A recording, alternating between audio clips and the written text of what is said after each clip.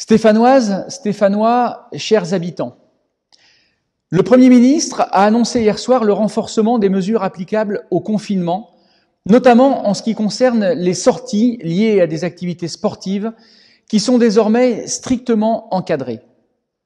Je le répète une nouvelle fois, il est indispensable de respecter ces consignes de manière scrupuleuse, car la vie de milliers de personnes en dépend. Nous sommes tous concernés, car ce virus frappe aveuglément tout le monde.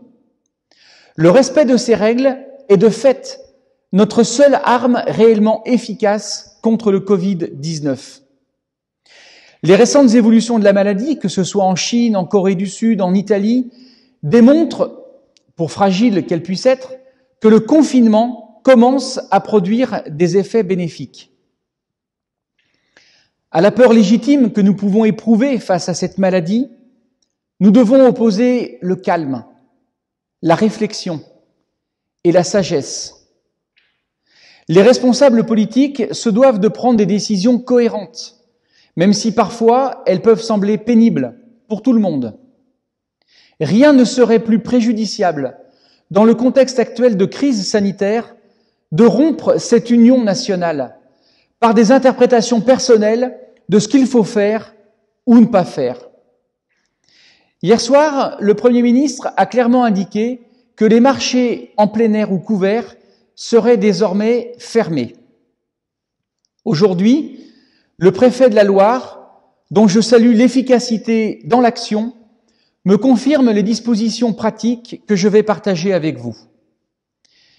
Il souligne donc que le principe de l'interdiction générale des marchés, ouverts comme couverts, à compter de ce jour, est acté. Il s'agit donc d'une règle stricte, applicable dès maintenant. Certains pourraient penser, en écoutant les propos du Premier ministre, qu'il est possible de déroger à cette règle. Une fois encore, Monsieur le Préfet précise les conditions en rappelant, j'ouvre les guillemets, en cas de situation très particulière, telle que l'absence d'approvisionnement en denrées alimentaires autre que celui fourni par le marché de la commune, il vous appartient de renseigner le tableau fourni en pièces jointes afin de me permettre d'apprécier la pertinence d'une éventuelle dérogation. Je ferme les guillemets. De manière très claire, la ville de Saint-Étienne ne rentre pas dans les cas autorisant ces dérogations. Aucune marge d'interprétation ne subsiste donc. Le réseau commercial existe, garantit un approvisionnement régulier et de qualité en produits, notamment en produits frais, permettant de nourrir les habitants. J'ai conscience des problèmes économiques et sociaux que cette décision du gouvernement impose à l'ensemble des commerçants forains travaillant sur tout le territoire national et donc aussi à Saint-Étienne.